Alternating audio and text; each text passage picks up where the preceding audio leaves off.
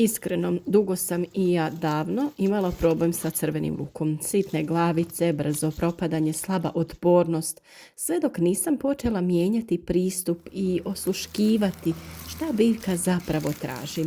Danas moj crveni luk je krupan, čvrst i može stajati mjesecima bez problema. I nije stvar u jednoj tajni, nego u nekoliko ključnih koraka koje nikada ne preskačem. Prva stvar na koju sam počela obraćati pažnju je tlo. Luk ne voli zbijenu, tešku zemlju. Kod mene je pravilo što rahlije to bolje. Još u jesen ili rano proljeće dodajemo dobro zgorjeli stajnjak ili peletirano organsko gnojivo, ali umjereno. Morate paziti jer previše azota daje puno lista, ali slabu glavicu. Uz to obavezno ubacujemo drveni pepeo. Pepeo je postao nezamjenjiv ne samo kao hranjivo, nego i kao prirodni čuvar tla. Bogat je kalijem koji direktno utječe na formiranje krupnih i zdravih glavica. Pepeo koristimo na dva načina. Prvo, prije sadnje ga lagano unesemo u tlo.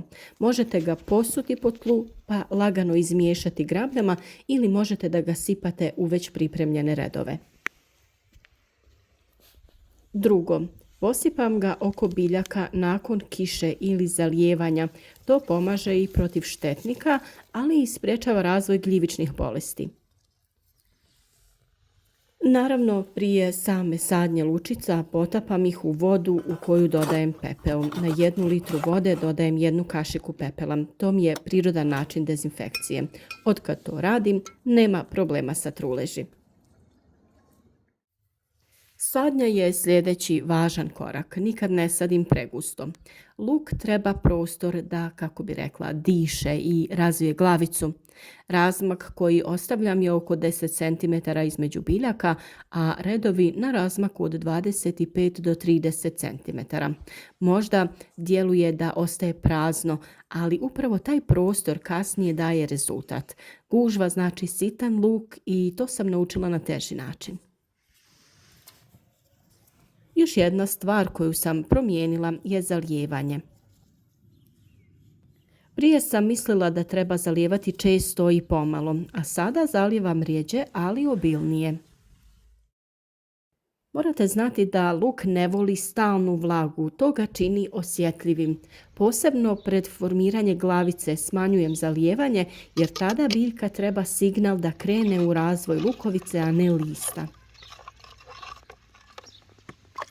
Što se tiče prihrane, držim se prirodnih rješenja. Koristim čaj od koprive za jačanje biljke u samoj početnoj fazi, a kasnije oslanjam se upravo na pepeo kao izvor kalija i podršku razvoju glavice. Bitno mi je da biljka ima balans, ne želim da divlja u listu, nego da snagu usmjeri upravo u glavicu.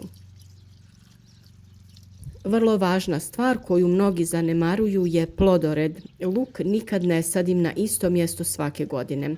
Rotacija kultura mi je drastično smanjila bolesti i štetnike općenito u vrtu. Također, pazim šta sadim pored luka. Mrkva je odličan susjed, dok neke druge biljke mogu praviti problem. O toj temi smo posebno govorili. I na kraju, možda najvažnije, strpljenje. Ne vadim luk prerano. Čekam da se list prirodno polegne i počne sušiti. To je znak da je glavica završila razvoj. Nakon vađenja obavezno ga dobro prosušim na zraku u hladu. Taj korak je ključan za dugotrajnost. Ako se preskoči, sav trud pada u vodu. Moj način uzgoja luka stvarno nije komplikovan, ali traži pažnju i razumijevanje biljke. Kada jednom uhvatite taj ritam i shvatite šta luk voli, rezultati ne izostaju.